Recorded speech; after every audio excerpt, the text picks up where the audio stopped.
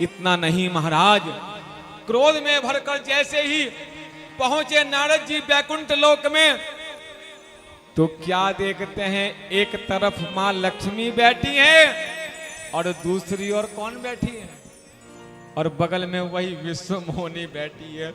अब तो महाराज जैसे किसी ने अग्नि में घी डाल दिया हो, अब तो महान क्रोध की ज्वाला प्रकट होगी नारद जी के।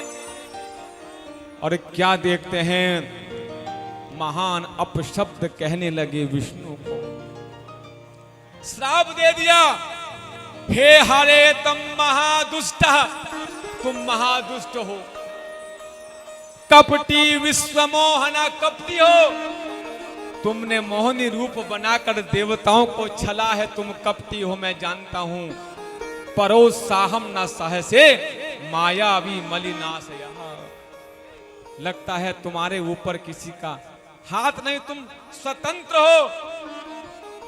तुमने बाली को छला, कपट रूप बनाकर, वामन का रूप बनाकर, तुम बहुत छलिया हो, कपटी हो। श्राप दे दिया नारद जी ने विष्णु को। जरा ध्यान से सुनना क्या श्राप दिया। पहला श्राप दिया, पंचहु मोहि जवन धरि देहा, सोई तनु धरहु श्राय मम एहा। जिस राजा के, जिस मानव राजा के शरीर से तुमने मुझे कष्ट पहुंचाया है, मेरे साथ कपट किया है, तुम मृत्यु लोक में जाकर मानव रूप में राजा के समान मानव रूप में तुम जन्म लोगे। मैं तुम्हें श्राप देता हूं विष्णु, तुम मृत्यु लोक में जाकर मानव बनोगे, राजकुमार बनोगे। और दूसरा श्राप दिया, कपि आकृति तुम कीन हमारे, हो कपि आकृति तुम कीन हमारी, करी हहीं केस सहाय तुम्हारे, केस सहाय तुम्हारे।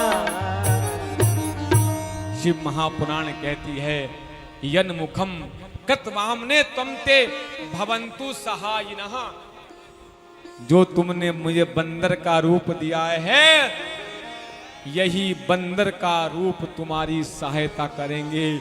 इन बंदरों की सहायता के बिना तुम्हारा कोई भी कार्य संपन्न नहीं होगा। श्राप दे दिया।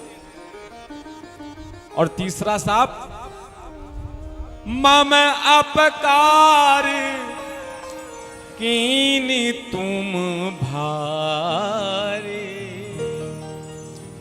और नारी विरहूं तुम होए दुखारे। तुमने मुझे जिस नारी के लिए तुमने कष्ट दिया है, तुम इन नारी के विरह में घोर दुख पाओगे, मैं तुम्हें श्राप देता हूं।